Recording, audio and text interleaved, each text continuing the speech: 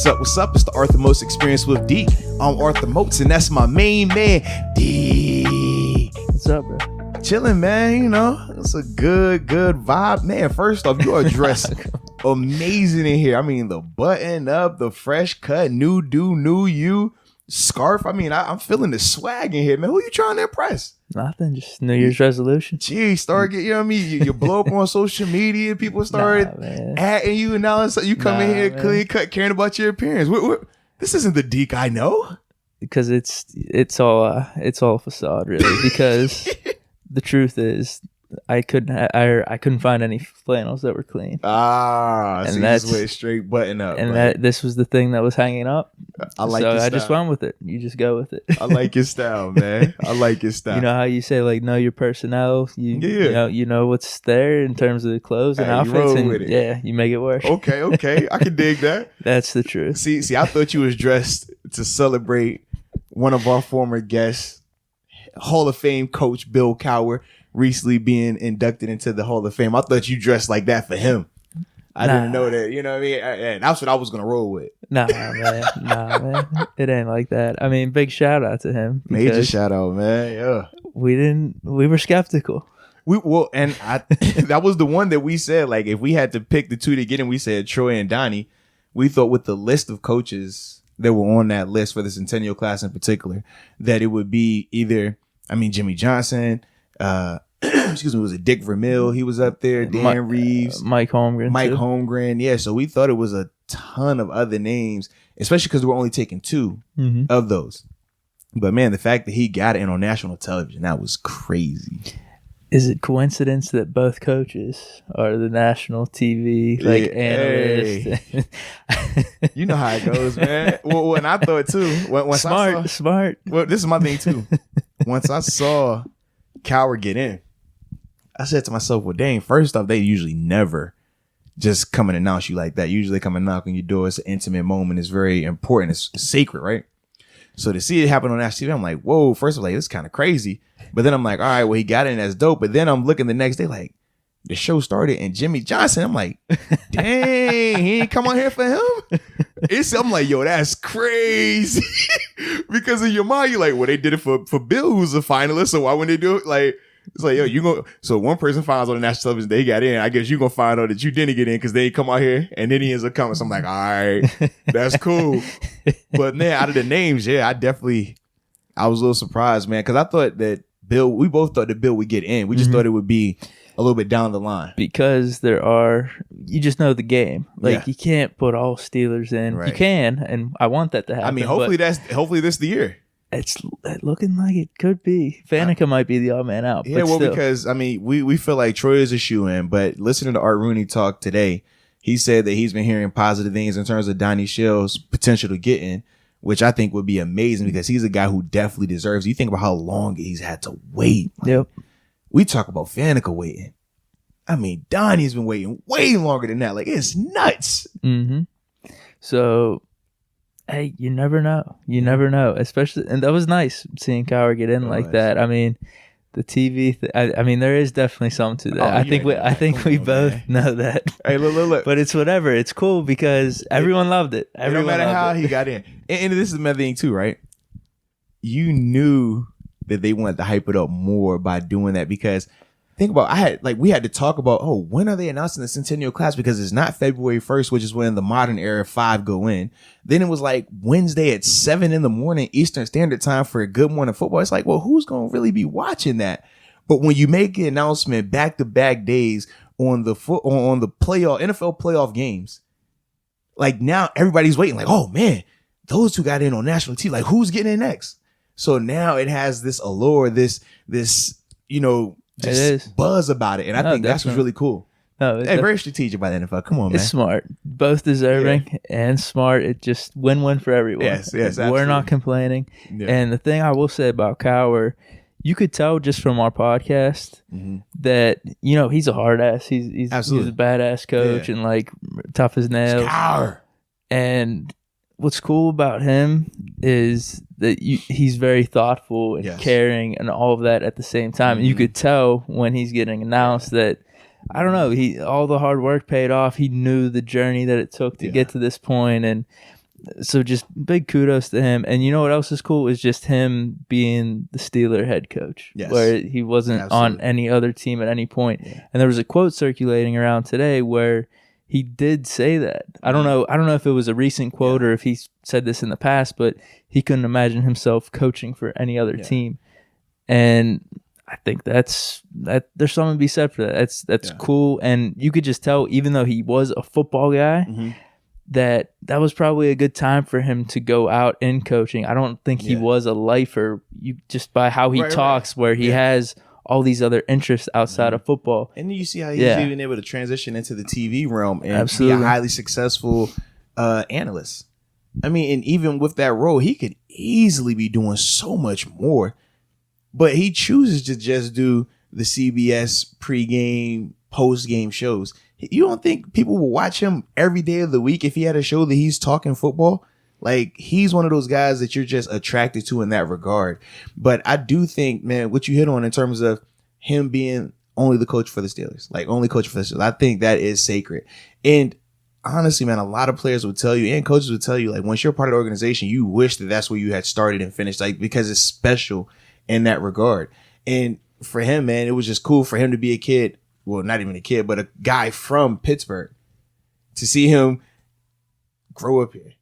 Talk about how he took the job. He told the story in terms of 2 years before his high school 20th reunion or whatever. And he's like, man, that's my goal, to not be fired from a 20th reunion.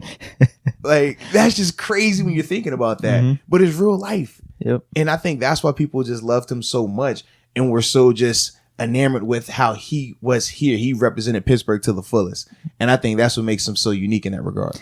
Now, do you think, from an athlete's perspective, that is something that weighs on the athletes of staying with one team the whole time, like Hines Ward, like Troy Polamalu? Because there are obviously ones, I don't know why I'm thinking basketball right now, but Paul Pierce comes to mind. He spent all that time with the Celtics, obviously Celtic legend, but then just had those random 4 or 5 years, Clippers, Nets, and Wizards. Like, how is that weighed into things, you think? This is typically, like, from my personal experience, this is how it is. You would love to stay with the team that drafted you, like, because that's what you're.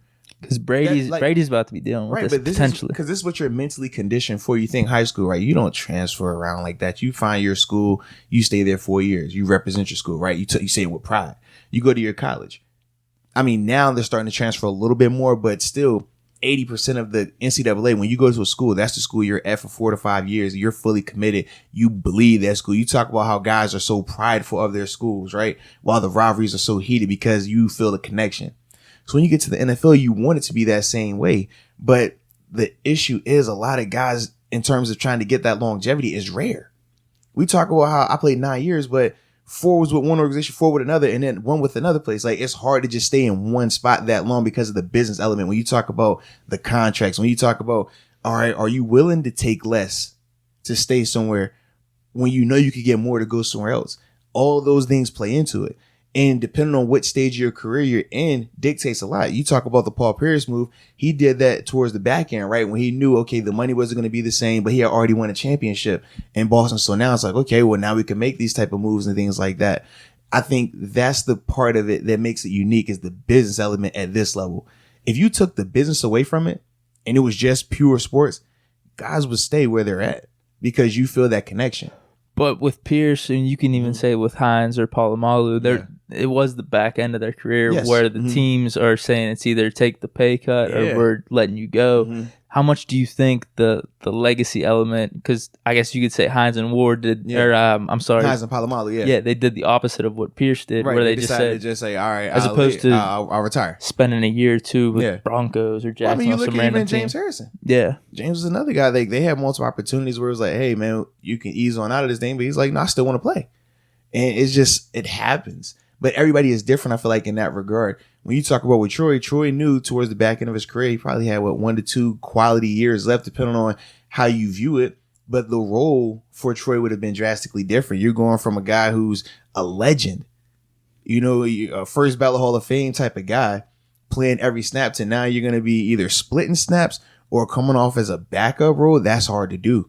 And that's the thing. So it depends on just how you feel about it. Whereas when you look at some of these other older players who do decide to leave, they say, well, okay, I know I might not be able to start here, but I know this team and that team will pay me and they will still want my services. So I'm going to go there. And I think that's kind of that whole dilemma that you weigh in. But some guys, they view legacy over it. Some guys say that, hey, their legacy won't be hurt. I mean, you talk to James still doesn't feel that his legacy is hurt from that move to the Patriots. I kind of agree. I think when you look back, when we talk about the big, like, main three departures in terms of Le'Veon, AB, and James, I feel like James and Lev, they probably have the easiest transition in terms of coming back. Well, with James too, his was kind of cool / interesting because he did the Bengals for a year and then came back. Yeah. He was like the hero coming back. Right. Oh, we need him. Because remember when he went over there, that's when they won the division. Yeah, so there was already a little break in between the Steeler years, and then I think because the beginning of his career was unique in terms of him bouncing around. Yeah. He was literally on every team in the division, I think, except the Browns. So when you factor in that part of it, that made his story a little unique as well. But it's one of those things, if you play this game long enough, you're going to be faced with that decision. Do you want to take less to stay, or would you retire so you don't have to go anywhere else? Or do you say, you know what, I still want to play. I still want to be out there on the field. Let me go somewhere else. Because I know we've talked about it many times on the podcast about, I think both of us are pro athlete in terms of go get your money. Right. Like, you got to take care of you, like do whatever you got to do. So the interesting thing to me, though, there's that human element of, yeah, you want the money, you want to prove that you can still play, but there is that legacy that I think you mentioned it that is sitting in the back of your mind. Because my thing as a fan, sometimes you go online and you look at statistics and stuff, and you type in someone's name on ESPN and you see all the teams they play for, and if it's just one team, it looks clean. But then if it's one team and then one random team at the end, you're like, man, what happened? But I'll say this, man. I look at two of my former teammates I was with in Buffalo and how the situation played out. Fred Jackson, Kyle Williams. Fred, at the time, he had played for the Bills all 11 years of his career, right? Never had a winning season, never had made it to the playoffs. Comes down to a time where they're like, hey, you could take less, we cut you, or, I mean, you could take less and stay, or we'll cut you and you can go and do what you do. He opted, all right, just go ahead and release me. He ends up with Seattle. He makes it to the playoffs, first time in his career, only time making it to the playoffs in his career. For him, he viewed that as it was worth it to him. Yeah. Then you look at Kyle Williams. He literally went, I think it was 13 years. And literally his last year was when they made it to the playoffs. So you look at how, if that didn't work out, though, he wouldn't have never made experience. It. Right. Or even another guy had up in Buffalo, Chris Kelsey, played up there 12 years, never made the playoffs. Like, that's different. I mean, but like for him, he could have went somewhere else. At the end, he was like, nah, I'd rather retire. And for me, when I think of that, I'm just like, I don't know if I'm in that position. I think I want to go see what it was like to go somewhere to a winning organization and have a chance to play in the playoffs. So that was kind of my mentality with it. And a bigger reason in terms of, I already talked about like what played into me leaving Buffalo to come to Pittsburgh, but that does factor in terms of having a chance to go to a winning organization to experience it, because you work so hard to play in this league. You give up so much to be in this league and to last for that long. And I feel like you have to experience two feelings. Number one is to get that contract, that nice contract that changes your life. I feel like that's important. But the second one is to be a part of a team that makes it to the playoffs, because a ton of guys play in this game and a ton of guys never come close to it. You think about Joe Hayden. Yeah. Joe never leaves Cleveland. He never sniffs the playoffs. That's hard, man. And the players you're talking about, these guys are really good players. Good players, yeah. Kyle Williams, Hines Ward, and Polamalu, they had both. Right, and that's what helped them in their situation. Right. Yeah, but it's all, I feel like it's so many factors and variables that play into it, man. Yeah. I see. And then I think even with Brady's situation, I think is different from Troy and Hines, because Troy and Hines, you're talking about having 2 Super Bowls, right? You talk about Brady with 6. So for him, it's like he's won so much. At what point, like, are you valuing the experience of being able to go and try to win somewhere else, or trying to just say, hey, legacy, let's just stay here to end it out? I know. Those are questions. I mean, you listen to like switching sports, LeBron. You talk about how he said, okay, I wanted to win in Miami, but then I wanted to go back to win another one in Cleveland. He could have easily stayed in Miami, could he have not, and reloaded down there and still competed. But he was like, I wanted to win it here. Then he leaves Cleveland and says, I want to do it in LA now. Like, some guys, they have that thrill of, I want to win it in multiple places. Some guys say, I want to just stay in the same team for the whole time. So I think that's just, it depends on the person. You got others who just like, I just want to get paid. I don't care about the other stuff, which we hear. And it's nothing wrong with it. It's just everyone is different. I feel like the disconnect though between athlete to fan is most fans, the highest level they played was college. College is still pure. It's still, hey man, this is my team. This is my alma mater. I tattoo this on my body. Everybody had tattooed their college. Some people tattoo their high schools. Not a lot of guys tattoo NFL teams. Just telling you how that's how it is, man. Because the there is a business side to it, man. It is, and I think that's the part that makes it unique. The business, man. The Brady situation will be interesting. It will be, but with Cowher, it's just a cool element to his whole story. Just being on the Steelers that whole time, and with him, like I mentioned earlier, compared to some of the players, I don't know. I feel like just in his position or even who he was, I think he knew absolutely that he wasn't like a football lifer or football wasn't his life where he could transition. I think might be a lot harder for athletes in a sense. Oh, no question. Yeah, a lot of athletes where he's able to kind of hang it up and say, nah, that was my time. I'm ready to move on. You have to have an identity outside of it. And that's hard for some athletes because you spend your whole life focused on that. I'm sure, man. I'm sure, dude. Well, maybe his was easier. I don't know. I guess maybe this is something we could ask him at some point if we ever get him on again. But because he went from a player only a short period of time to coaching quick. So that I'm an athlete was probably taken out of him. There was some type of identity shift there where he knew like this is only temporary. So absolutely. Kudos to him. We got into talking about all that. Hey, either way, we were hype when my man got that. He didn't even get the knock on the door or the phone call. He got the person to person handshake. So either way, it was a great day. I'm happy. I'm happy for him. I am too. Period. I am too, for sure. I like it. So man, I guess we'll do a quick recap of some of the hires that were made. Okay. Because now all 4 head coaching positions that were available have finally been filled up. I thought you were gonna get into the games. That's why I was laughing. Oh, no! All right, let's save it. Yeah, we'll wait on that. So let's see, the Panthers position is filled by I think it's Matt Rule. That's how you say his last name, right? Rule. Yeah, out of Baylor. But I say so. That's good for him, man. He'll be the head coach with the Carolina Panthers. A lot of money. Huh? Yeah, ton of money. Holy cow! Paid and it's fully guaranteed. Nice. And did you see his introduction speech? I don't know what you're gonna bring up. Not really. Yeah. Oh, man. If you bring something up, then I might be able to recall it. Just the intensity that he has, man, when he's talking, like he gives you like that preacher vibe, yes, man. Yes. It was dope. But I felt like I was back home at church, man. It was, hey. Yeah, I do. Whenever he was asked about Cam Newton, straight to the point. And yeah, I do remember that. So it'll be interesting to see how he transitions from the collegiate ranks to the NFL ranks. Let's see who else. Mike McCarthy. Oh, and actually, speaking of Matt Rule, he's gonna have Tom Coughlin as his like advisor to help him transition into the role. I thought that was kind of unique when you think about Tom Coughlin's situation. Am I off? He was already under Tom Coughlin somewhere. Yeah, he was under him before. Okay. Yeah, so this is basically what Coughlin was doing down in Jacksonville. Right, but hopefully Coughlin teaches him to do it the right way because you know how to play it out in Jacksonville. Them boys got essentially fired because of the, hey, it's voluntary, but I'm going to fine you if you don't show up to work, which is crazy. Yeah. So hopefully he leaves that part out. Yeah. But the next coaching vacancy that was filled up was for the Dallas Cowboys. You got Mike McCarthy. He was most recently with the Green Bay Packers. Mm-hmm. Him and Aaron Rodgers had a ton of success and they had a ton of falling outs. Mm-hmm. But I think in terms of his success, he's definitely shown that he can coach. He's more than adequate. I think he fits what Jerry wants, though, in terms of a coach that's not going to try to rock the boat. Right. He's focused on winning, but you can see even in their introductory press conference, he didn't want that attention on him.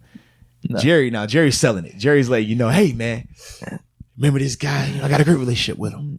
Taking all the way back to the combine, Senior Bowl. Love just talking with him. Da-da-da. I'm like, all right, Jerry, are you getting introduced or is he getting introduced? I'm just trying to figure it out. But either way. Yeah. Dude, whenever I was up at that Hall of Fame, I know I mentioned it last podcast, I snuck in. So Jerry Jones was getting inducted. Uh-huh. And dude, his speech was probably the best out of everyone. I like that. Like he's a storyteller. He's a showman. Dude, like his whole story about buying the Dallas Cowboys. He makes it seem like, oh, it's this big underdog story. Like, oh man, I don't think I can do it, and this and that, and ends up buying it. It was impressive. It makes it like it's an underdog story. You're just buying a team, but yeah, he did. No, he did. Like, I don't know if we can do it, and I forget his reasonings, but basically saying like, oh man, little old me, like I don't know if I could buy this team, but he's like, oh, I made this big leap of faith, and hey, that's what I remember at least. Shout out to Jerry, man. It's all love, dude. He's funny, man. He is really funny. So yeah, I mean, you could even hear it in that press conference. without McCarthy. a doubt, yeah. McCarthy's he seems like the next god out there. I'm like, this the same Mike McCarthy? Wait, this the same? Okay, if you say so. All right, I'm because with it. whenever I saw the headline at the bottom, Mike McCarthy, I'm like, what? Yeah. Like, not Urban Meyer, not Lincoln Riley. I need like the hot candidates. Right. McCarthy. All of a sudden, press conference a few days later. Yeah, man. Oh man, McCarthy's not a bad hire. I'm over here like, dang, you right. All right, he got the juice. Yeah, I believe it. So that was interesting. The third hire that got filled up was for the Washington Redskins. Good old Riverboat Ron Rivera, man. Recently with the Carolina Panthers, got a raw deal getting fired up out of there. Yeah, we talked about that. Very similar situation to what the Steelers had to endure this season, and yeah, that was crazy. But he's the new head coach of the Washington Redskins. He got a good deal as well, and I like the hire that he made for his defensive coordinator in Jack Del Rio, former head coach for the Jacksonville Jaguars, and I think he was with the Raiders as well. He's Raiders head coach for a little bit. Del Rio, I think that's a amazing hire for them in terms of their DC job, man. So, what do you like about him? Man, I just love his approach, love his mind for the game. Actually, when I was because he's had good runs with certain teams, but then they always end up a little sour. Yeah. But he definitely does have some peaks, and he always has the hard nosed approach. I had actually opportunity when I was coming out through the combine process. The Jags were one of my private visits or whatever, so I got to meet with Coach Del Rio. I forgot the general manager at the time, but the whole staff. It was a cool just talking with them and hearing their approach and how mentally they look at certain things. Even though they didn't draft me, I didn't even want to go there about the people that they took instead of me. Was that Postlesny? No. Paz was with me in Buffalo, but then Paz left there and went to Jacksonville. Jeez, oh man, that was bad by me. Yeah. Who they do? Wait, you don't want to name drop? I don't name drop guys because I mean the dude, he was from a 1AA, but that was the issue because I'm like, if you were gonna take a 1AA, you were player of the year, right? Absolutely. So my thing is, if you're gonna take a defensive player of the year, or just player of the year. Defensive player of the year. Okay. Because you have an offensive guy and a defensive guy. Okay. So I was the defensive guy. Did they do MVPs? Guy was Armani Edwards. Oh, yeah. Appalachian State. Mm-hmm. Wait, did they do MVPs? What do you mean? Like, you know how NFL does offensive, defensive, and so MVP? It's like, or did they just do offensive and defensive? So it's like, if I don't even know, offensive defense player or MVP of the offense, MVP of the defense. Like that's it. They didn't do like a league MVP. I was gonna say if there was a league MVP, they would have been snubbed if you didn't get it. I'm just looking out for you, man. Would have been me and Armani, man. Like we were clear, like because Armani had won his award 3 years in a row.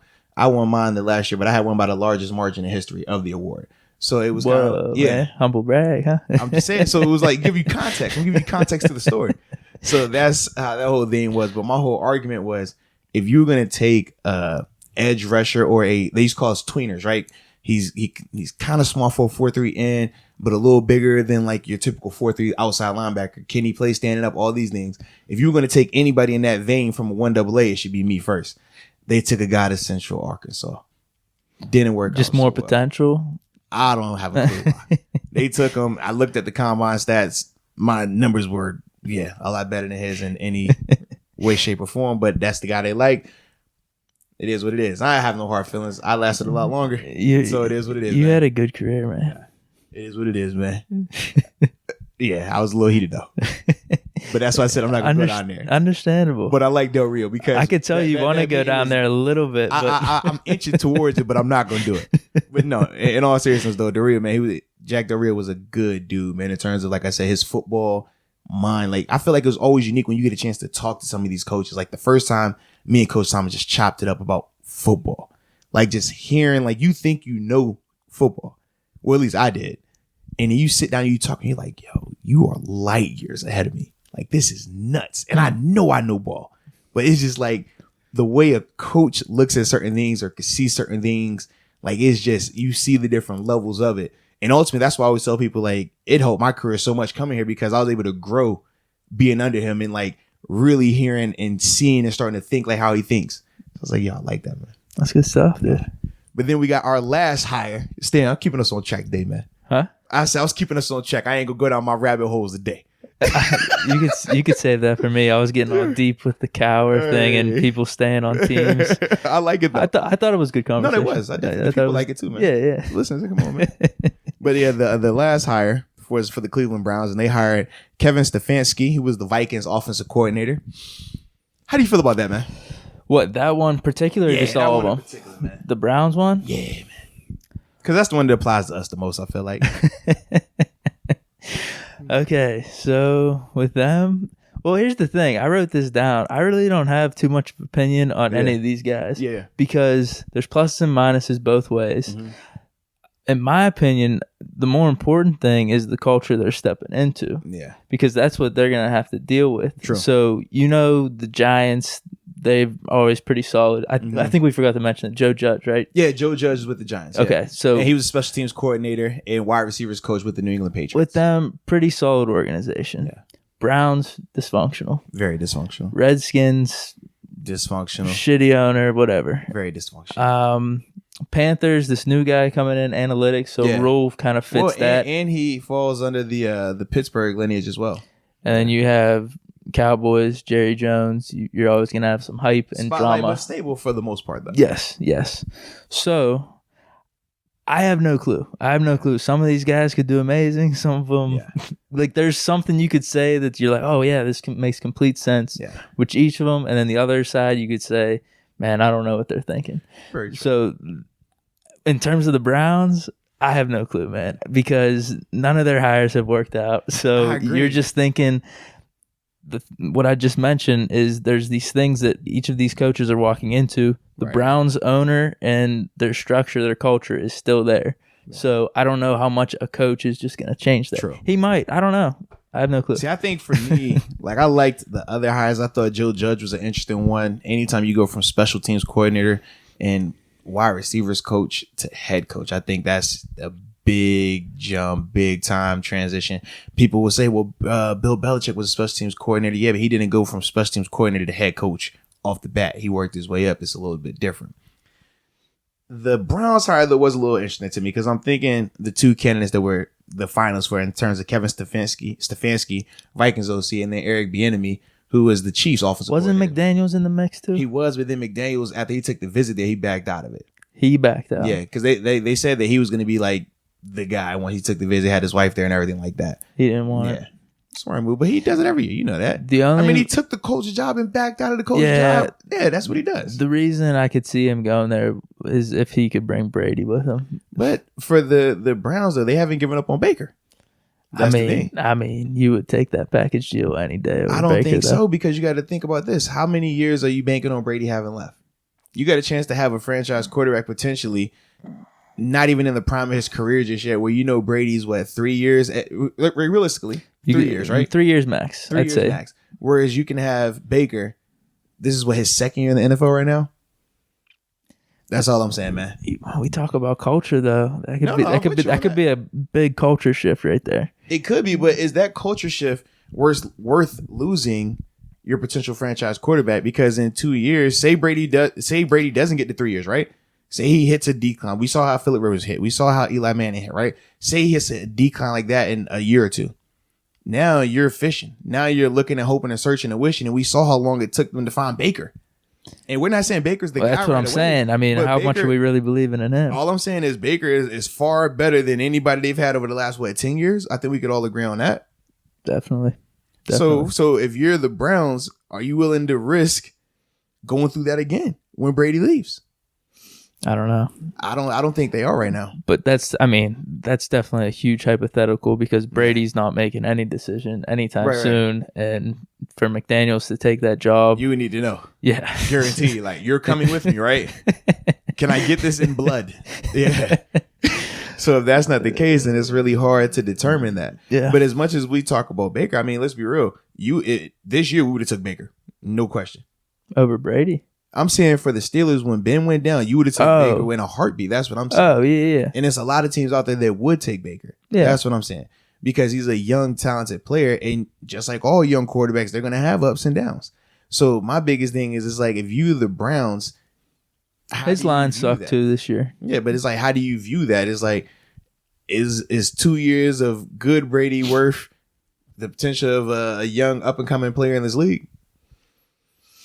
Yeah, I mean, that is definitely something you got to ask yourself. I would if I were them, but it's probably not going to happen. It's actually definitely not going to happen now at this point. But so, what were you saying about the so coach? For me, man, I personally would have went with Eric Bieniemy, but I think the thing that was unique was this. I said to myself, which offense was more prolific, the Vikings or the Chiefs? We just witnessed it, right? So for me, I'm like, even if there's the question of, is it Andy Reid calling or is it Bieniemy calling? They still are in that same room together. They still are going through this thing together. So you mean to tell me he's not learning nothing? He hasn't picked up an inch of that? Versus we saw what the Vikings offenses look like this season. We saw it like with Kirk Cousins, how we talked about, hey, which Kirk are you getting? Are you getting good Kirk, bad Kirk? Is it good? Is it not good? Running game look good. But for me, I'm like, if I'm going just off of those two guys, I'm leaning towards the guy who just, was a part of a team that put up 51 points in a playoff game after being down 24-0. That's just me. So that was the one I always thought was unique. But being that we are the Steelers, I'm like, hey, man, Browns, good job. Keep up the good work. I mean, that is exactly what I was thinking whenever he got hired. I'm like, did we just not witness this 49ers game? Right. Good job. Like, there's nothing about the Vikings offense. Obviously, they had a good year. Even the culture and what they've done over the past however many years, where you're like, oh man, this guy's the staple. This guy's the guru behind all of it. I mean, I just heard of his name right now. That's what I'm saying. Like, that was the thing that was most surprising to me. I'm just like, that's the guy y'all go with? Like, apparently, I don't care how much this Bieniemy dude y'all want to give credit to Andy Reid. Like, if it's no different than the guys that get hired that have been under Sean McVay. They're like, hey man, you were a water boy for Sean McVay. All right, we'll hire you. Oh, you were the quarterbacks coach under Sean McVay. Like, we'll hire you. That's what the Bengals did last year. They said you were the quarterbacks coach under him. We all know that McVay calls the calls, though, right? That was clear. This is the first year going into this upcoming season. They just hired an offensive coordinator. Until then, it was always McVay. So you mean to tell me you'll hire a quarterbacks coach that was under this guy because of the success that McVay had? But when it's Bieniemy, you don't want to hire that? Like, that's crazy to me. I mean, you see with Nagy over with the Bears. Who else? Peterson with the Eagles. Yeah, those are all under Andy Reid. They've had a lot of success. Dudes under Reid. Yeah, they do. Right, and then you look at the guys who've been under Belichick. When you just comparing them, because that's another one who gets a lot of guys hired, right? You think about Flores, you think about Judge, you think about Patricia. They haven't had the same type of success historically. Yeah, guys that come from under Belichick's coaching tree. Historically, because I think, I don't know, Flores did a pretty impressive job this year. I think Flores is going to probably be the best out of all of those guys that have come under him. But for me, I was just a little surprised. But I was like, man, Andy Reid has a history of having dope coaches under him. Yeah. You go with the Vikings coach, the Vikings offensive coordinator over this dude? With those weapons in Cleveland? Right. That's what I'm like, what? Come on, man.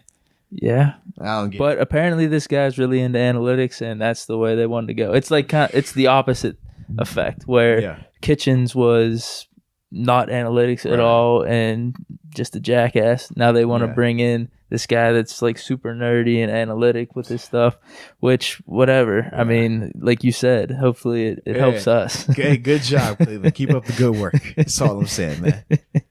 Yeah. But now I guess we could transition into these games. And speaking of the Vikings, we can go ahead and hop in that game first, right? I'm good with that, man. So I'm good with that. Over the weekend, San Fran won their game on I think it was Saturday, right? No. They had the Sunday game. No. They did play Saturday. They had the first one. They had the first one on Saturday. The first Saturday game, they beat the Minnesota Vikings 27-10. How'd you feel about it, man?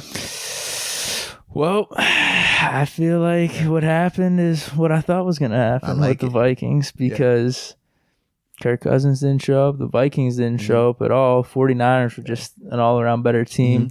Jimmy G, I mean, he wasn't doing anything crazy. No. But you could just tell that they had a swagger and they were confident. Not like the better team, without a doubt. What? I said, and they were compared to the Vikings. Like I said last week, their Super Bowl was the wild card game. Ooh, okay. That was their Super Bowl. That's all that they were trying to do. Like, hey, we're gonna win this. Say that Kirk can win the big game. Okay. No, you still got a few more to go into the Super Bowl. The Niners looked like they were on a mission. So they looked like that, but the game was a lot closer than what the score showed. That's all I'm saying. I mean, you think? I personally do. From what I watched, I thought they were dominating them. I thought it was a good game. I personally did. Really? I thought it was a lot closer than what we saw with the Chiefs and the Texans, or with the Ravens and the Titans. A little bit, yeah, a little bit. But like score wise, when you look on paper, those games technically look better on paper. I just don't think at any point you really thought the Vikings were going to come back and pull it out. No, I agree with that. The same when the Chiefs went up big. Well, not even went up big. When they went up before the half, we thought like, hey, they're not going to come back. Yeah. So like we can all have that thought of them not coming back. But I'm just saying, I personally thought it was a closer game than how you trying to make it sound right now compared to the other one. That's all I'm saying. Okay. But that game was probably the most blah out of any of the games. Yeah, I agree with that. No storylines, just kind of 49ers are going to win this. Yeah. They're plodding along. Vikings don't have any juice here. Yeah. And that's all that was to me. I don't know if there's anything that you saw ins and outs. And I thought defensively I thought the Vikings played well early on. Obviously, Kendrick had the interception. I thought they were doing good in that regard. But yeah, they just, when you have Kirk that is inconsistent, I think that kind of goes into it. But I also think that the Niners defense was playing well. So you definitely have to tip your cap to that. That's a good defense. That is a really good defense because, I want to be up here railing on Kirk Cousins and saying like, man, I told you guys you want to say it factor with that game, but there were so many anti-it factor things that Kirk has done before where we still got to see more. And the Niners defense is pretty good. Yeah. So I don't want to rip on them too hard, but I mean, I still think my point is proven just a little bit. So that's all. That's a really good defense. Yeah. I don't know. I don't know who necessarily is going to, we'll see how Rodgers does, but Niners look like they're because they can rush the pass, so they can cover on the back end. Hey, and don't forget Richard Sherman is great. I don't know if he told you that or not. I just want to remind you. Richard Sherman is great, just in case you didn't know. Did you have a problem? Did you have a problem with that? I love it. I personally love it. I thought it was funny, man. I loved it. But I know, like... Well, I don't know who he's talking to, No, so this is the thing. Because who's saying he's not good? No, so this is the thing. So it's not just... Because he made it like it's directed to, like, media and people like that. He was just named All-Pro by media people, so it's not that. But I think what it really stems from is, I think it was a week or two ago when he got named to All-Pro, he hit the bonuses in his contract, right? And in his contract, he self-negotiated. So it was like a little bit of money at the first year. But if he hit the bonuses, he was able to get paid like a top 10, top 5 corner, whatever. So he gets the bonuses. He posts like, yo, I did this. Like, this is why you bet on yourself, da-da-da-da. People were trying to hate on him like, oh, you're dumb. That was a terrible deal, da-da-da-da. When we're all saying. I do remember this. Yeah. So, and to give it context, people were saying, well, yeah, you should have been paid like that anyways. Nobody was going to pay a 30-year-old corner who's coming off a ruptured Achilles that type of money. And that's the type of deal he negotiated, but it was incentive based. So he had to hit all these incentives. And when he did, he was proud of it, which he should have been, because it was good in terms of how he negotiated it. But because people were bashing him about that, that's where that rant really stemmed from. I like it. And it was bottled up. You could tell, because I'm like, bro, you were just voted All-Pro by media. So no one's saying that you suck, bro. But you could just tell, like, when you really understand, like, the whole situation was going on with it, that's what that was. I enjoyed it. Hey, I loved it, man. Hey, man. I love when he does it. Yeah. So I guess that's it from that game, right? Yeah, man. That was an easy one. Saturday night one. I got a lot to talk about with these games here. All right, let's go. So Tennessee beat Baltimore 28-12. Hey, man, you called it, bro. I did. You're the GOAT, bro. I did. And you believed it the whole time. Actually, you know what? If we look at all these games, I picked everything right. So you should have taken my advice. You're right, took a parlay on all that. I like it, man. I picked everything right this weekend. Even while you picking it and saying, hey, man, I got to pick it. I don't believe it, but I got to do it. Yo, you called it, man. I'm so proud of you, bro. I'm so proud of you, man. Here's the thing. Let's hear it. So I think I was proven right with my whole, stay humble. Like, you got to see what happens in the playoffs. Obviously, you had a really good year. Boy, look at how week has changed your tone on the stay humble. What? Boy, you was not up here talking like this 3 days ago. Dude. We could pull the files on you. You were not talking like this 3 days ago. No. I thought right, stay humble. Because whenever I was saying all that stay humble stuff, I didn't know who they were going to be playing round one. Oh, whatever. I did not know. When you knew who they were playing and we're making our picks, You would not try to take the Titans at all. That's because that's how much I did not believe in the Titans. And I love it. I don't know where the hell this Titans team is coming from because their defense was not that good during the regular season. Definitely weren't. Obviously, Henry's been doing good. It's Tannehill, bro. What? Tannehill. It's not Tannehill. It's Tannehill. It is not Tannehill. You know what Tannehill is? What? Tannehill is what we wanted Duck and Mason to be this year. A guy to go out there and not kill us. Let our defense play. But we didn't have Derrick No. Henry. I'm telling you, that's what we wanted him to be. Y'all ain't want that though. Y'all, hey, throw the ball. When you got cut. Hey, let him sling that thing. He got the hit factor. Let him sling it. And then we started turning the ball over, put the defense in bad situations. That's man, I'm telling you, bro. Tannehill's what we needed. Just to, hey, it would have been perfect. Don't get what y'all didn't want that. It would have been perfect. Y'all did not want that. Y'all looked at Coach till he was crazy when he said, "Don't kill us." Wait, what? Yeah, go ahead, man. Any of us would have taken Tannehill for this year if we would have traded for him. No, man. You'd have been fine with 70 yards passing in the game. Yeah, we get the No, wins. you wouldn't have, because when Duck was doing that, y'all was like, throw it more. I didn't care. Oh. I wanted the wins. You say so. You don't agree? You were the main one. You and your band of ducats. No. It factor. No, I did say let him that. throw it. Let him sling it. No, I didn't care about. Dude, no. No, you can Y'all agree. hold him back. I don't care about let him stretch the field. No. See, I don't care about the calls, Finkner, how much I didn't care about any of that. Okay. When he did throw it, those early games, it was looking good. That's all. I want to see. That's all I remember. There it goes, man. I did not care as long as we were winning games and his throws were going to our team and we were getting touchdowns. His throws were going to our team. It's all good. I'm with you though, bro. No, but Tannehill's definitely doing good though, bro. I mean, is he not? He's doing fine. He's winning playoff games on the road in hostile environments. He's not winning it. He's a part of it. Teams. Yeah, he's doing good because he's making those timely throws that'll stretch the defense. You saw the touchdown that he threw? Precision. Dime. Dude, you saw. I can't believe you right now. You see the precision on that? You see that dime? He dropped right in the pocket. Bam. It's a good throw. It was a beautiful throw. Let's go. It factor? This is different, dude. It factor, bro? This is different. And it factor? I told you, you're sounding like us with Duck. I know you're mocking us right now. I know you're mocking us. He dropped it right in the butt. Yo, it was right there. And you can't tell me that wasn't a good throw. Duck did too. I mean, he did it versus the Ravens, though. All right. Hold on. You seen it. I've mentioned this multiple times, though. Large sample size, too. Dude. Patriots defense last week. Ravens defense this week. We talked about with Duck. We said with Duck what? He was like, man, he was going against some of the inferior competition. When he got versus the good defenses, Buffalo, Baltimore, the Jets, how it looked. Tannehill's doing that versus two of the top ranked defenses. The only defenses he's missing is 70 yards and only 80 yards. In how many turnovers? 0. How many touchdowns? No. He threw one against the Pats. He threw. Okay, how many touchdowns? I think he's got 3. 1 Pats, 2 Ravens. Balling. Not balling, dude. He went on the road and beat Brady head to head. He went on the road to the MVP Lamar Jackson and beat him head to head. Give that man some love. I think the best way to put it, because we were texting about this, and I knew I didn't want to bring it up in the messages because I knew the tone. I knew you were mocking me. You were mocking Steeler Nation. Go. But I did say this. You mentioned Tannehill. Oh, he's the reason. I will say he was the spark. He was the spark, man. And Duck was the spark for a little bit. But he's a real spark. He's a fire. Yeah, but spark. No. He's not the fire. He is the fire. He's the spark. Derrick Henry's the fire.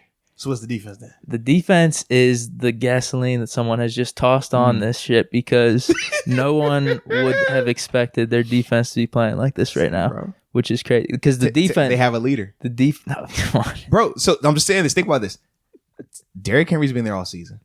The defense has been there all season. The only difference is quarterback. They have Marcus Mariota. They switched him off of Tannehill, and they went on a run. And I told you when they went on that run. Remember when they went on that run? I was like, yo, man, the Titans, they look kind of good, man. Tannehill's the GOAT, bro. Put some respect on. And he's already familiar with Brady because he was in the AFC. He was in the AFC Dude, he AFC East. sucked every time he went up to Foxborough. Nah, he look good now. He balling now, man. I mean, 70 yards. What did Mike Wallace say? You saw what Mike Wallace tweeted, right? He said, bro, it wasn't you. It was that toxic organization in Miami. So Mike Wallace said, bro. Mike can see it. We can see it. They're losing this week. Lock that up. Guaranteed. Guaranteed. Why are you hating on the Titans now? I'm not hating on the Titans. Can't the Chiefs stay humble? The Chiefs don't look humble? Nah, because the Chiefs said, we ran out of fireworks, bro. Dude, that's the organization. That's them. That's them messing up. The players. Mahomes was celebrating. Dude, Mahomes, he was celebrating. Mahomes is the best QB in this playoffs. He could do what he wants right now. Wow. You taking him over Aaron Rodgers?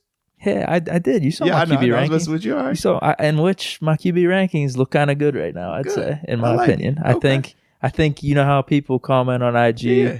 Oh, this didn't age well. I think my QB rankings have aged well, so I'll pat myself on the back for that as well. Like it. Where'd you have Tannehill at?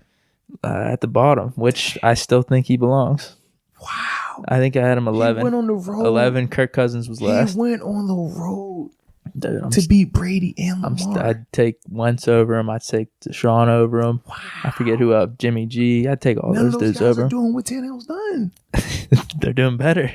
Are you serious? Yes. So they any of those quarterbacks went on the road into the Patriots, into Baltimore, and got convincing wins? Convincing wins? It's a team effort.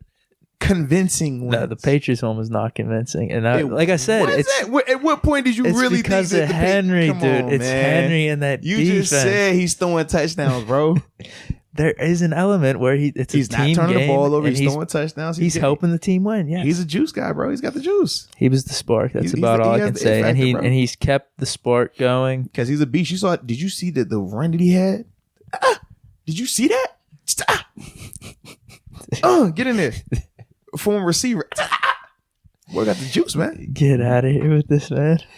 Tighten up, baby. Tighten up. Get out of here. I'm a Titans fan. Here we go, Titans. Here we go. Nah, dude. Is that how they say it? Let's go, Titans. They're losing this week. Guaranteed that cute little run is over. But anyway. That's going to be an intriguing matchup, too. No. You don't think so? One team that cuts the possessions, can control the line of scrimmage, versus one team that wants to throw it and air it out? Dude, it's over. It's over for the Titans. All I needed to see was, we saw it with the Vikings last week, little too celebratory. They didn't celebrate, though. They was chill. Oh, no. I'm talking about one person. He jinxed the whole team. Tajay Sharp doing the whole mocking of Mark Ingram with Lamar Jackson. Don't do that. That was a bad move. What? And you jinxed your team. You didn't see the Chiefs then? What? No, I didn't. Actually, I didn't. That's what it is then. Okay. I was going to say, wow. I did not see the Chiefs. And I don't need to see the Chiefs because I know who Mahomes is. I know Travis Kelce. I know Tyreek Hill. Top 5 in all their positions. Okay. Actually, probably top 2 or 3. He might be dealing with a hamstring this week, too. I don't care. Okay. I don't care. Mahomes is on a mission, dude. And where's Derrick Henry on? He's on a mission too, but it's going to come to a close here because Titans are a little too confident right now. And Tannehill is who do the Chiefs have on their defense that's going to stop Derrick Henry? I'm just out of curiosity. I'm just help me understand.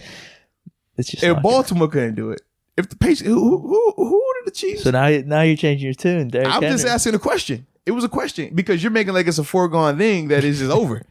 It is. This was a Chiefs team that was down 24-0, and Houston just started doing dumb stuff. And then after that, the Chiefs turned it on. But that's all. I just want to just figure out, like, how does that whole thing play out, man? Oh, it's gonna play out. It's just gonna play out. Trust me. Titans are not winning. Could you give us could you tell us Nostradamus? I already did. I broke it down for you. Tajay Sharp jinxed them. Can we get a score prediction too? Score prediction. Let's wait for next podcast. Let's not jump the gun here, man. I was just a little excited for you, man. I mean, because you making it so bold now. I'll give some more breakdowns. I thought you was in the zone, man. Nah, dude. Tajay Sharp jinxed them, and this white man can't jump, man. Don't talk to him in the zone right now, man. I'm in the zone. Don't talk to him right now, man. Tajay Sharp jinxed them, and the Chiefs have Mahomes. That's all you need right now. And I'm just saying, give you they more. Got Tannehill though. Exactly. Tannehill beat Brady and Lamar head to head. And he's That's not all doing crap in this game. He beat Tannehill and Brady head to head. I mean, he beat Lamar and Brady head to head. Speaking of Lamar, how'd you feel about his performance, man? Well, was it 500 total offense yards? It was. Yeah. So the thing that gets me, and I had it in the rankings. I had him 7 in the rankings. And I mentioned this throughout as the season was coming to an end. Obviously, I admitted, he's playing incredible. Yeah. He's MVP. I said, all I want to do is see it in the playoffs. Yeah. That's all I want to see because he's obviously had an amazing season. Let's just see how it translates. And he had a rough time. Like, Titans kind of had his number. But I will say this. It pisses me off, all the people that are ripping on him now, saying, oh, he can't win in the playoffs, he's a bust, this and that, because that's too far. That's ridiculous. Yeah. Because he still had, 500 yards? 500 total and yards, yeah. I'll say this, I got to be fair on all sides with this. Yeah. Brady had all those drops with his receivers. Lamar Jackson did not get much help at all. Yeah. There was some critical drops by the Ravens. He was doing a lot out there, and I thought, I don't really know how to grade it because he did have, was one of those picks a tip? Yes. Okay, then the other one was just a bad throw. One was a bad throw. One was like, should have been caught. I don't know. I think he played pretty solid. I think their defense. I was surprised by their passers. Like, when did they start rushing the passer like that? Yeah, like I think there's a lot of other factors that played in fast. Yeah, defense look fast. I was like, well, what is this? Wesley Williams, you my dog. Are you talking about the Titans? I'm talking about the Titans defense. I'm talking about the Ravens. Where if you're giving up all those yards to Derrick Henry, you're making it hard just in general for your whole team, offense and defense. So no, but the Titans. That's what I'm saying. Like I haven't seen the Titans defense look. This is crazy. Like I can't believe. Like obviously the Patriots offense hasn't been the same. Right. So you could see that, but then for them to do it against the Ravens, maybe they took a play out of our playbook whenever we faced Lamar. I don't know. I don't know what the heck happened, but that's kind of I don't know. I think he played fine. I don't. No, whatever. I think the Titans contained him. They did a good job against them. So I think I like Lamar because he is in the press conference. He's just all about like I'm gonna work hard, and super humble. And you know how humble. I say like, oh, these dudes, you got to stay humble. Like Tarjay Shark, jinx them. He's just like, nah, I gotta get better and go to work. So absolutely. We'll see, man. We'll see. I actually agree with you, man. I was a little surprised. I didn't know where you were gonna go with it, but seriously, because a lot of people, like how you said, like they talk about, oh, he's a bust. He can't win the playoffs. It's ridiculous. I'm like, when you really break down his 2 playoff games last year, they wouldn't even let him throw the ball. Yeah, remember that for like the longest time. I think his playoff performance last year was worse than you think, but either way, right, either way, because I looked at it like last year the offense still wasn't built completely for him. Different. Yes, and he was still learning, and they weren't, like you said, it was multiple games where we would see him throw the ball. He was looking like how they had the Tannehill thing, throw it 10 times tops. Yeah, and then he'd have like 91 rushing yards or something. And that's how they were doing it. So for me, it's hard for me to gauge that because that's not the same Lamar. This offense isn't the same as how it was then. I do think it was up and down though. I thought that some of the sacks that he gave up were from him trying to extend plays a little bit longer instead of just committing to saying, all right, look, let me just get rid of the ball. Or, look, let me just commit and run. He was a little inconsistent, like just indecisive, and that ultimately was costing him in those moments. But I think a bigger thing was this. We talked about this game in terms of the Ravens and the Chiefs, both of them having deficits, having to come back. We know the Chiefs are built to score a lot of points and come back from anything. The Ravens are a team that's built to be out in front. We talk about how they run their offense. That's what they're built for. So I think when they got down early, that changed the whole dynamic for them. And then when I talked to you about the Titans offense, they kill clock. They keep the ball. They make sure you have to sit on the sideline for long periods of time before you get back out there. That's what I'm hitting towards with the Chiefs game as well, because I think that is a factor. And that's ultimately when the Ravens were winning last year and it was surprising teams. That's what we always talked about. Like, man, most teams get 12, 13 possessions. They're making you have 6, 7 possessions. You have to operate perfect in those regards because you don't have those extra possessions unless you're getting the turnovers. And I think that was what I was seeing in this game right here. They weren't getting just a ton of, hey, all right, let's quick strike, get back. It wasn't like that. And I think with Lamar, man, you just see like he didn't play up to his full potential. But I also will say this.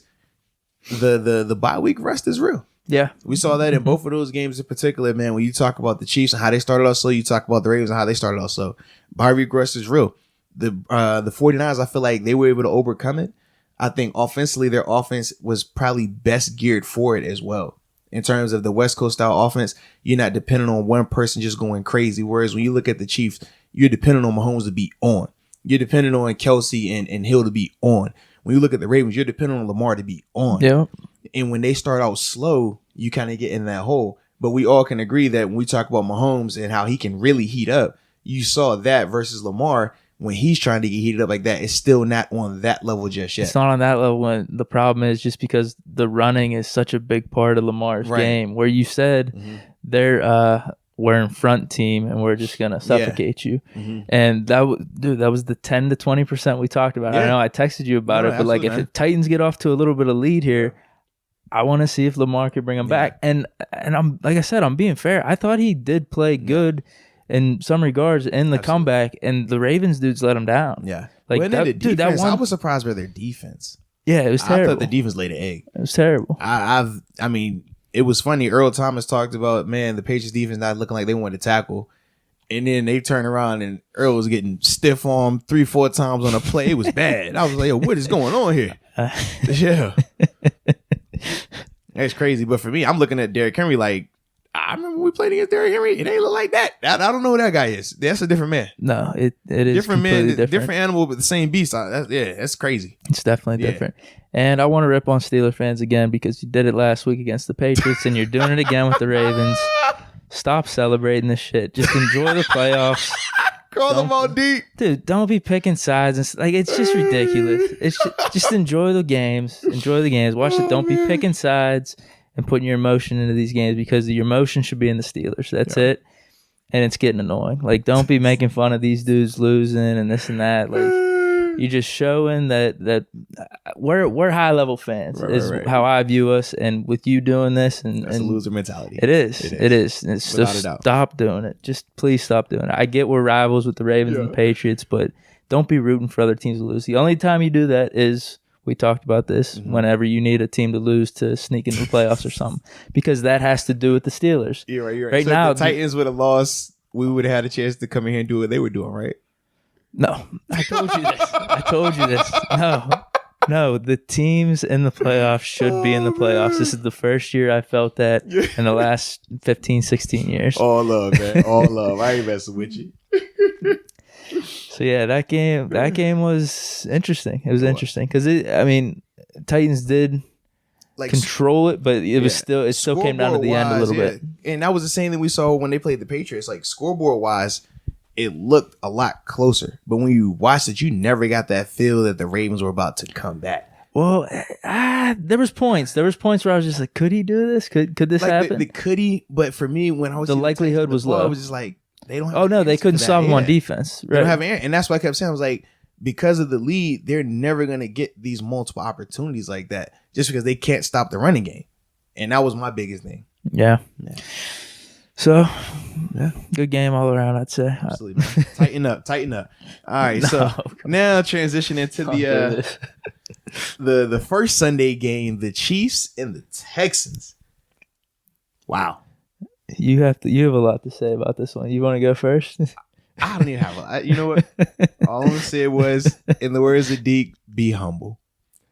We talked about how it was a quarterback that had, it's fair to say, a lucky play versus the Buffalo Bills, where two guys had hit him. He was about to go down. He gets out of it. He throws open pass. And after the game, he says, well, I read it was cover 0 and I checked out of it. And then when they came and hit me, I just told myself, stay up, keep moving. I make the throw and, I'm Superman. So Superman, when you were up 24-0 versus the Kansas City Chiefs on the road, where was all that then? Where was all that stay up then?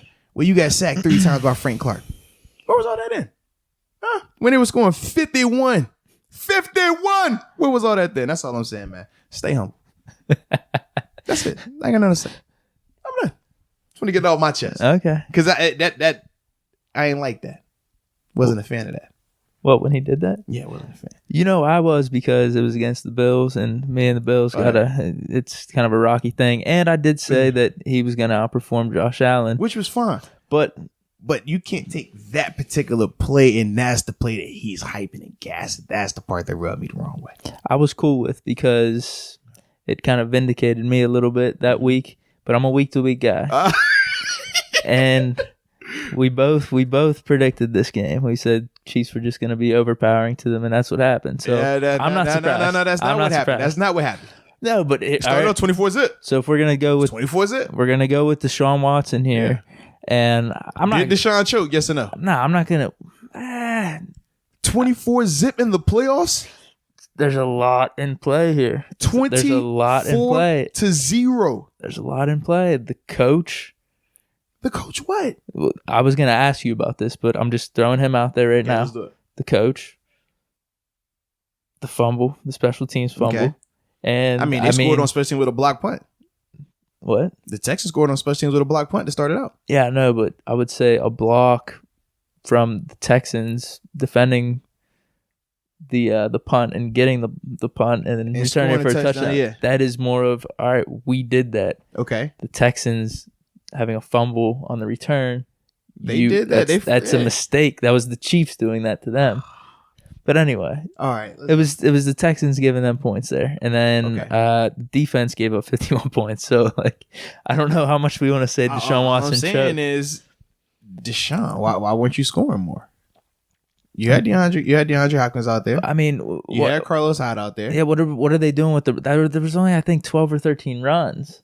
You tell me. That's what I'm asking. Is it the quarterback? Can't you make checks? Is it the coach? You're not going to tell me Deshaun Watson can't make checks. He can, but okay. I'm just asking. Isn't there better management of a 24-0 lead? All I'm saying is, you if it works out, you praising Bill O'Brien, right?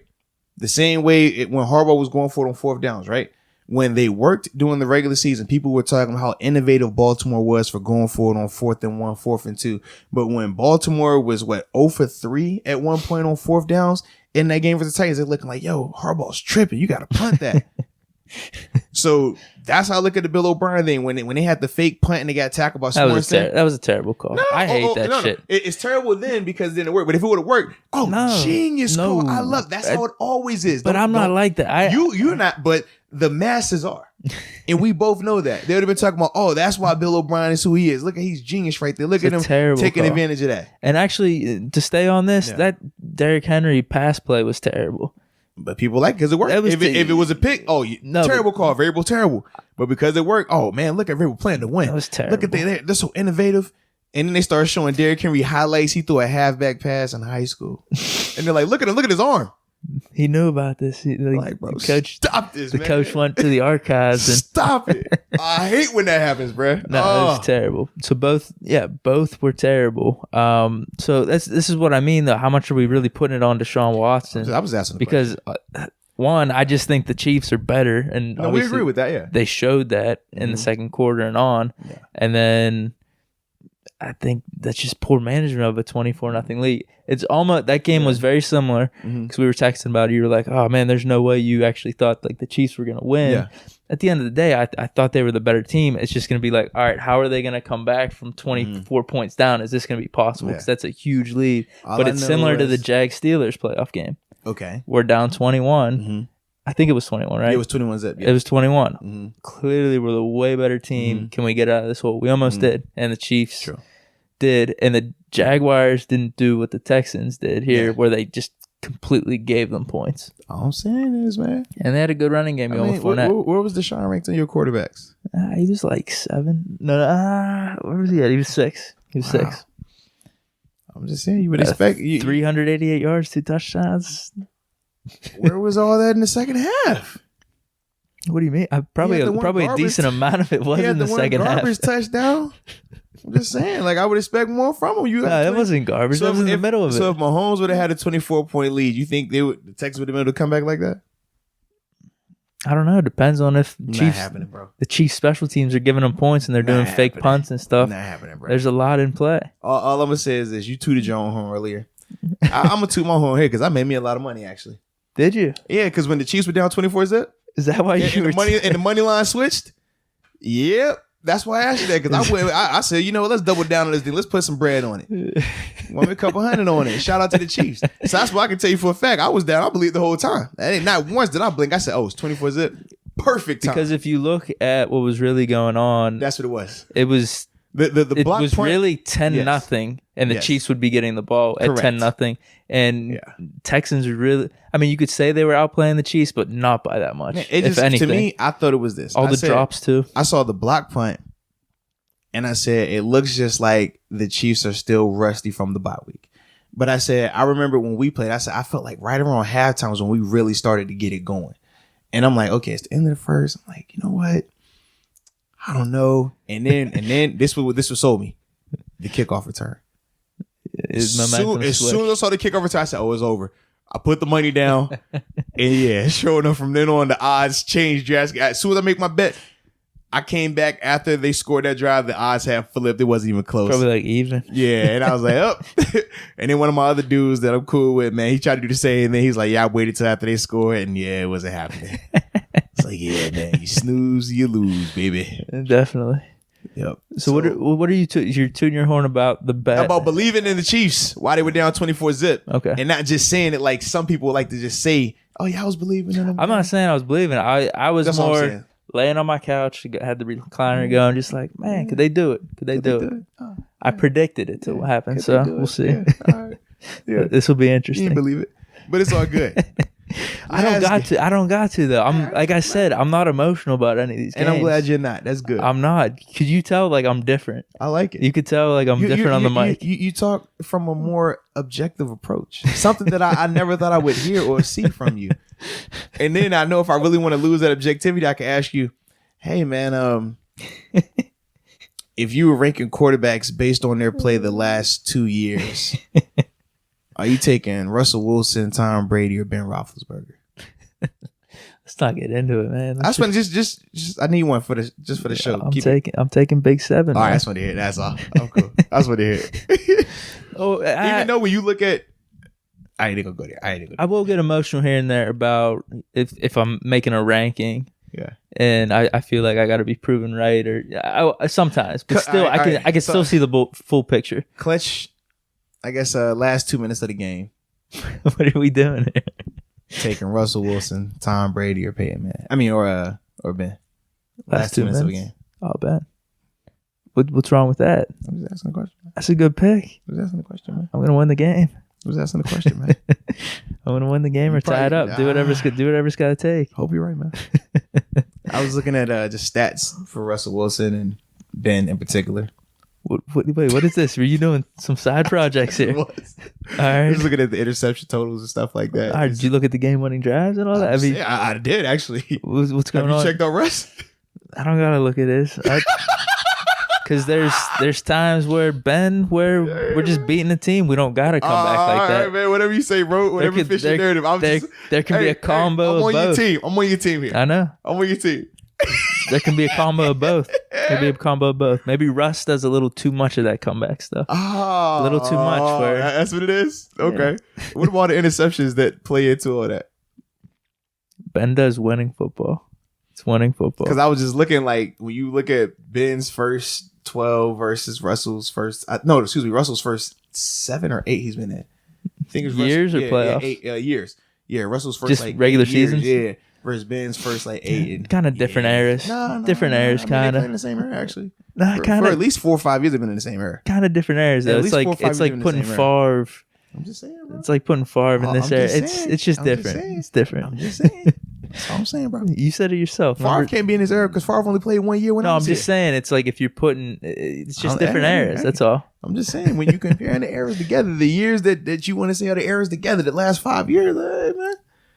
It's not as yeah, I know, but you've even said yourself, numbers lie. Numbers lie, dude. Look at the year, because we're in that rabbit hole. I'm turning into this game real quick. Uh-huh. You could look at the year where Ben he was hurt 4 or 5 games. Okay. I think you were on the team, and he threw 21 touchdowns, 16 picks. That might have been his best year actually. Over these past 4 or 5 years. Just look at. I'm telling you, QBR is the best. What year? It might have been 16. He was hurt 4 games. Man, Ben's best year was 17 for me. Dude, I'm just telling you. I'm rolling with 17. I'm just saying. I'm rolling with that one. I'm just saying, if you're looking at the stats, dude, the games he was in that year, it was dominant. Even though he had 16 picks, I'm rolling with either 17 or I think it was it 15 or 14 where we went on that span where he had the 2 back-to-back games of 500 yards, 6 touchdowns, or excuse me, the 5 touchdowns. Okay. Texans and Colts back-to-back. I'm rolling with that year and I'm rolling with 17 year. You can have that 16 year you trying to sell me. No, I'm not buying that. I'm telling you, dude. I'm telling you. It. That's what I'm saying. Okay, it might be the same year we talking about. No, it's not, because the one I'm talking about is he was on pace for the most yards. It was between him and Carson Palmer. He only had 21 touchdowns, I think. 16 picks. Carson Palmer in Arizona then. Yeah. 16 picks. He was hurt 4 games. A lot of those touchdowns went to the running backs. A lot of them. The offense was running like a machine. That was the Seahawks game. That was the Marcus Wheaton 200. That was that year. Wait, that was year we lost to Denver. I think it was. Yeah, in the second round. I think it was. That year he was on a tear. It wasn't like 17 though. I don't know. That's what I'm saying. I like 17. 17 was sweet. 17. There was probably less picks. That's it probably was. Ben, you know how Ben get. Yeah, Russell don't do that, but you know how Ben get every once in a while. Come on, man. No, seriously, I was really looking at the numbers like for these interceptions because I thought like maybe Russ just is like lucky. And I was like, yo, he really hasn't thrown. I think his most was like 11 in a year. He hasn't taken enough chances. That's all. Whoa, I mean, he was throwing 30 touchdowns too. How you don't take chances throwing 30 touchdowns? Those are cute numbers, man. Well, and then I had a person that was really arguing. They were like, well, you know, Russell's probably better anyways because he's done it with way less talent. We were talking about who best receivers. He was like, who's Russ's best receivers? I was like, probably Doug Baldwin and Golden Tate. And they were like, who's Ben's best receivers? He was like, you can go AB, you go Emmanuel, you go Hines. And it was just saying like, would you take any of those guys? Would you take Golden Tate or Doug Baldwin over any of those guys? And we were like, not a chance in hell. Come on, dude. I'm just saying that's Ben was the conversation. Ben was winning Super Bowls without those dudes. I just simply made it. Hey, I'm reporting the news. That's fine. All right. But he's got 2 rings without those dudes. All I'm saying he's balled out with them.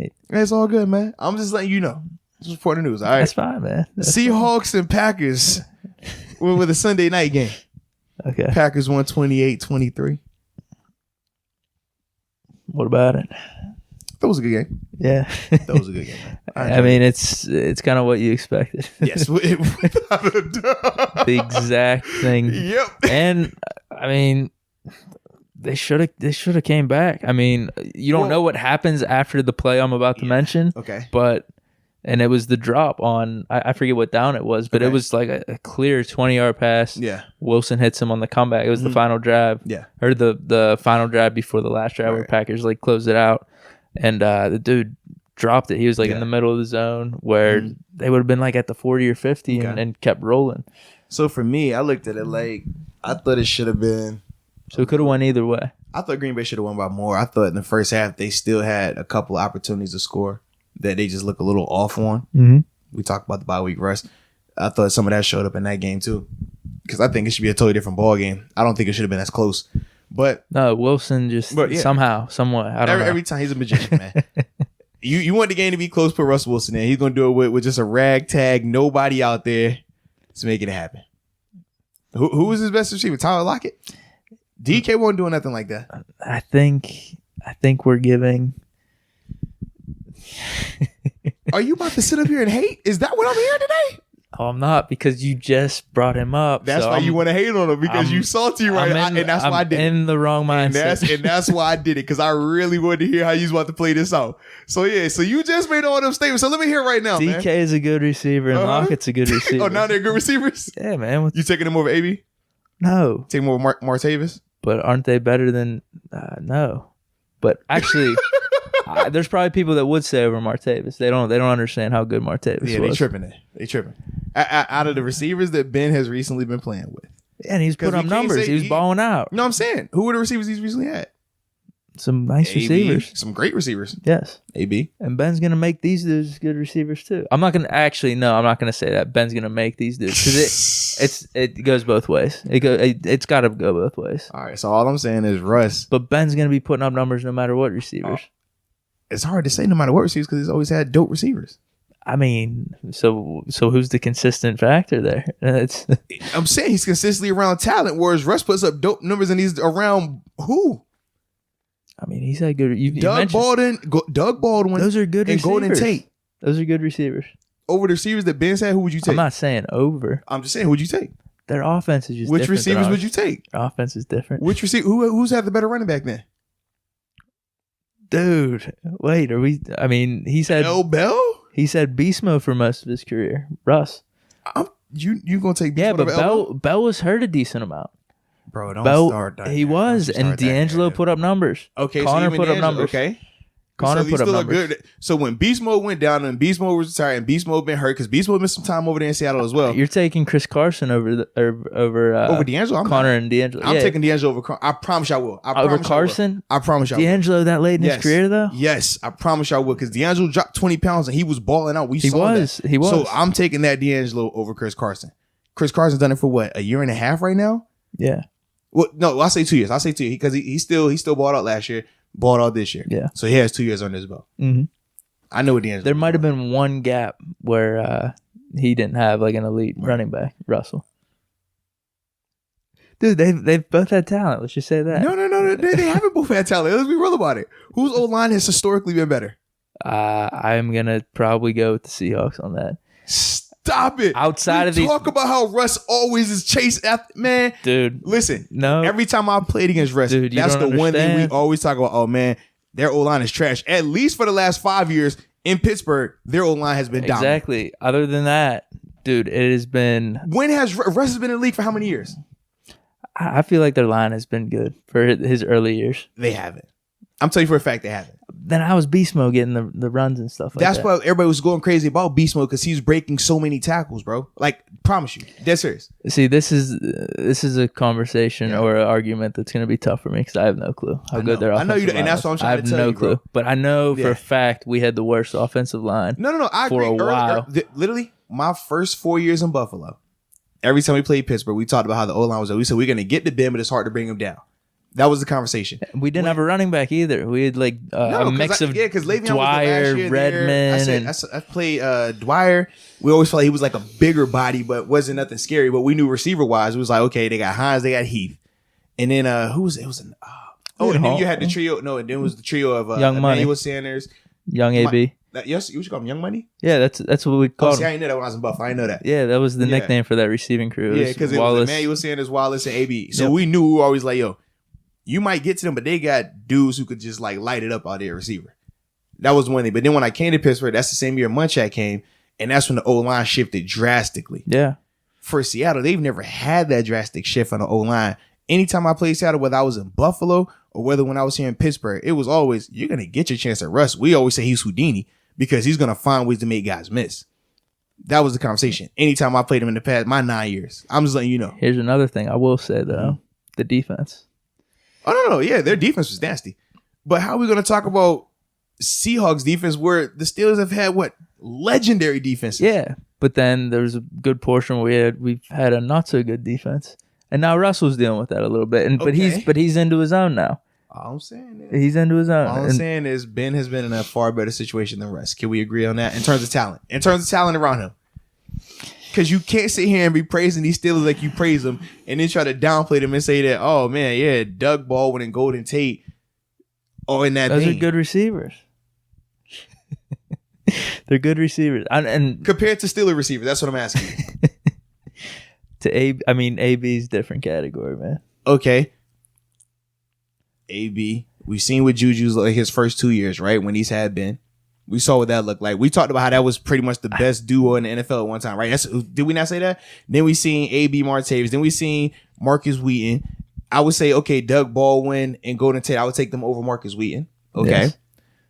Emmanuel Sanders, I'm taking him over them. I'm taking him over young them. Emmanuel Sanders, though? The one that went and got paid, that one. Yeah, and then he started lighting it up in Denver. Different system. It kind of worked out for him. No. He wasn't going to get paid if he didn't leave. Remember that? What do you mean? I'm saying like he was already nice. Yeah, I know. You're making it like, oh, it's because he went to Denver. That's why he got paid. Like, no, he was going to get paid regardless because he was balling. No, while here in Pittsburgh. But he had his big years in Denver. Bro, he did. Stop it. He had about like 600-700 yards with us this season. And then Mike Wallace. Yeah, good receiver. So you see the list we're going on. We just all I named was the two. But I think the ones outside we'll see how Juju does. Okay. Martavis, that's a tough one. That's a tough one because he hasn't played. But you see how many outside of AB you name though. Outside of AB, you could put Golden Tate or Baldwin in the mix of some of those guys. I think in the mix. Some of those guys, but you're saying two guys versus we just named 5, 6 guys. But I just said outside of AB though. AB's head and shoulders. Of AB, if those two are in the mix with all these other receivers we just named, All I'm saying is Doug Baldwin wasn't always Doug Baldwin. Golden Tate wasn't always Golden Tate. I know, and that's the thing. If we're going down a list and ranking, there's probably some of those people on the Steelers in the mix that I put ahead of them. Yeah. What are we trying to get to here? What are you? What are you trying to get? Because you know what I'm getting at. I just want to mess with you a little. Because I'm trying to say the consistent factor with all these great receivers is Big Ben. I mean, come on. And all I'm trying to say is, you just said Emmanuel Sanders had some of his better years in Denver. Different system. Mike Wallace still went and balled out other places too. No, not like he did in Pittsburgh. Not down in Tannehill. He still was balling out. What? He still was balling out. He had some numbers here and there, but it wasn't the same. It wasn't the same. So it's safe to say that Ben has always had talent around him in that regard. Russell's had talent too. Let's just say both. Both Russ had talent. Hasn't had talent though. That's in the thing. Different situations. Russ hasn't had talent like that. DK's good, man. All those receivers you named off good. DK? Jimmy Graham. You're taking DK Marshawn right now. Jimmy Graham's washed. We all know that. I don't know. He's washed. I don't know, man. He blew out his knee too many times. He's washed. You can see it. I don't know, man. I think that Russell. So you taking Jimmy Graham over Heath? No. Okay. No. Different type of tight end though. Different type of tight end. You funny. I ain't gonna mess you because I feel like I'm getting to you right. I don't want to do that to you, man. You're not getting to me, but your excuses are getting bad, man. It's getting worse and worse. No, man. because they're just different players. Completely different players. And then, like I said, of the two, when we're talking Russ versus Ben, all I'm saying is Ben has had more talent around. Dude, let's just say Ben balls out with Deontay Johnson, James Washington, these dudes next year. Okay. Like, what are we going to be saying then? What are we going to be saying? The consistent factor every year. I guess we're going to have to see. I'm just going off of what we've seen right now. That's all I'm saying, man. Okay. And Russ makes it happen with not a lot of talent around him, man. I think it's a little overblown, but wow, just a little overblown. Are you hating? I'm not hating at all because I think Russell Wilson's a really good quarterback. You just said you think he's overblown. He's no Ben though. I mean, if we're nitpicking here, that's where I got to go with it. I'm simply saying is one has done it with far less offensive talent, where one has done it with elite far less talent. If we're comparing play, if we do a greatest team, I guarantee the Steelers receivers and talent are going to get picked over those Seahawks players any day of the week. You can make an argument for beast mode, but for me, give me L. Bell when he's healthy. Yeah, well, healthy. Beast mode. Yeah, I would too. But okay, so we were going ultimate team. Ultimate guys that Ben's play with, ultimate guys that Bell's availability does affect. Okay, so all I'm saying is if we're taking the ultimate players that Ben's play with, the ultimate players that Seahawks play with, I guarantee we're going to take more of Ben's players than we are Russell's players. That's all I'm saying. Depends on who you ask. No, I'm asking you. I probably will. I'm a Steeler guy. Nah, so don't try to chalk it up like that. I'm a Steeler guy, man. So either way, I ain't tripping, man. I'm not tripping. I can't believe you. I just had to have a little fun with you, man. So yeah, man. That was fun. You got me nostalgic. That was fun right there, man. Because we're talking about all those teams that were I thought awesome. it was just good. I thought it was just kind of good guys, yeah. I was waiting on you to say, "Oh, he's average." That's why I was waiting on you to try to Russell. No, I was waiting on you to try to make this argument that the receivers I'm naming off are still just average players when we're talking about I won't Doug say Baldwin that. and Golden Tate. I won't say that. No, we're good. We're good. It's just so it's safe to say that Ben had more talent around. But I don't know where you want me to go with that. Like what that exactly means. Question. Nah. Who has had more talent? I'm just not even gonna answer. It's not a trick question. It is because I know something's gonna be brought up later. I'm just not answering because you've already answered it without answering it. I'm just saying the consistent factor is Ben there. Ben has talent. Ben is talent. I'm not saying. Can't we be saying he's making these receivers? Listen, it's all good. Can't we be saying that? It's all good, man. I'm not tripping, bro. What do you mean? I'm not tripping, man. All right, I'm on your team. All right, dude. All right. So with that being said, man, what else you got for me, man? You good in terms of this game? Yeah. Seahawks Packers. Yeah, man. There's not much to it. I mean, it was a good game, and like we said, it's kind of what we expected. Without a doubt, though. Packers better team. Somehow Wilson's going to be doing Houdini stuff in the second half, and you're going to be like, oh, he's going to do it again to Rodgers, and Rodgers is going to be pissed off because God's more on Russell Wilson's side. You saw the little handshake at the end. All right, get out of here. I was definitely looking at that too because you told me that. See, I told you. I was like, all right, I see it now. I told you, man. Yeah. I told you. I like it though. So yeah, I don't really have much more about this game. Nah, it is what it is. Good for Rodgers. He looked good, and Wilson looked good too. Quarterbacks play good. Good teams. Whatever. So, Boom, man. I don't have much about it. Me either. So shoot, man. That was fun though, man. I liked it. It was. I can't believe you're doing these side projects on me. I liked it. We're texting, hey man, what's the topic of conversation? this, and this. I'm ready for those things, and then let's go. Anywho, I appreciate you though, man. You know that. Absolutely, dude. And we always appreciate the fans for tuning in too, man. What's so funny, dude? You, man. I'm just gonna put this out there. Ben is the consistent factor. Whatever you say, bro. Because I don't want my words to be minced or anything. Ben's the consistent factor. All I'm saying Ben's is the better QB. Can we just agree that Ben has had more talent around him? Yes or no? But what does that mean? I don't know. Like what? In terms of offensive talent, who has had the more talented players? But then the question is, you got to get to the root of it. No. The question the consistent is, who factor has had the more in talented, that offensive talent? Whatever you want to call it. Who has had more talent around them? I don't know. I got to look into things. No, you don't. It's simple. Ben's best receiver he's played with is what, AB? Mm-hmm. Russell Wilson's best receiver he's played with is who? You want to say Doug Baldwin? I guess. Maybe Deke is going to be the best. Okay, he's going to be the best. But we're just saying, maybe even Lockett. I don't know. Okay, but we're just saying right now, are any of them near AB? Are any of them near AB? It's a simple question. No. So it's safe to say that the best receiver that Ben's had is a lot better than the best receiver that Russell Wilson has had, correct? But are we going to... I'm just asking a question. The simple question is the best receiver that Ben played with, being that that's AB... I'm just not, because I know this is... It's a simple question. I'm just not answering, because I want to say Ben and AB had a good connection there. And Ben made AB, AB made Ben. It was a combo. So why can't you just say that? I did. All right, so it's safe to say that the Ben and AB combo was better than the Russell and Deke, Russell and Golden Tate, Russell and Doug Baldwin, Russell and Tyler Lockett combo. Those combos, yes. Okay. Yes. Okay. You want No. Now. Running back wise, would you take Le'Veon Bell over Marshawn Lynch? Yeah, I mean, if you're just talking... Yes. No, time out.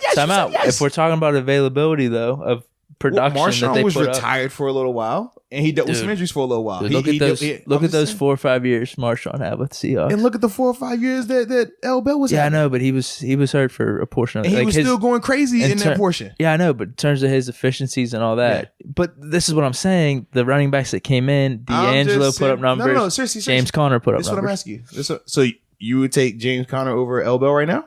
No. You would take D'Angelo over L. Bell? No, but that's what I'm saying. They put up the production. I'm simply asking you.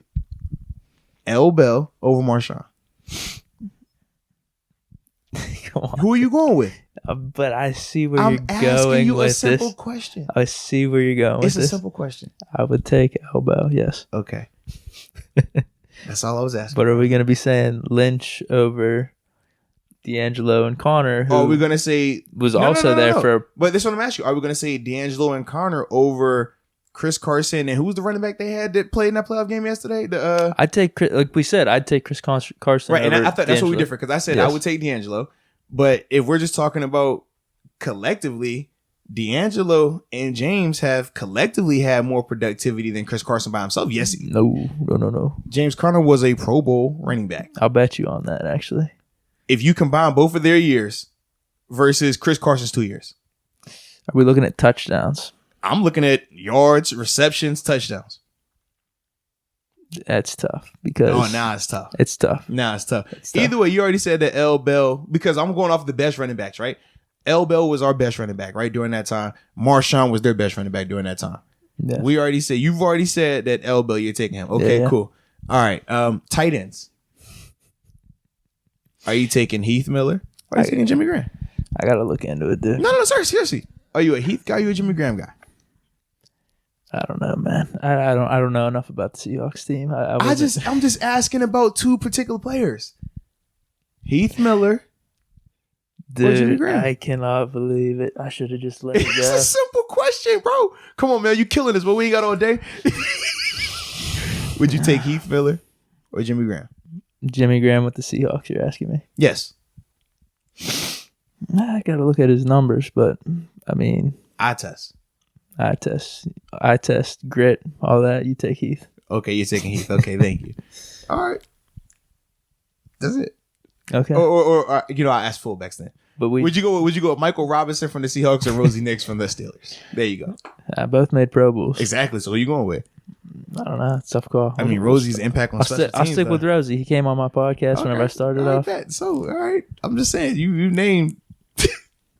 But hey, it's cool. It's cool. I ain't tripping. I'm not tripping. You want to go offensive line next? I mean, we already talked about that, and I think I'm just saying, okay. Dude, let's not get into it. I'm done. Ben was a part of Alan Faneca's time, right? Yeah, that was like 2 or 3 years. Okay. 2 or 3 years. And then we had the worst offensive line for like 6 or 7. All I'm saying is, if we want to throw Alan in it because he's played with them, right?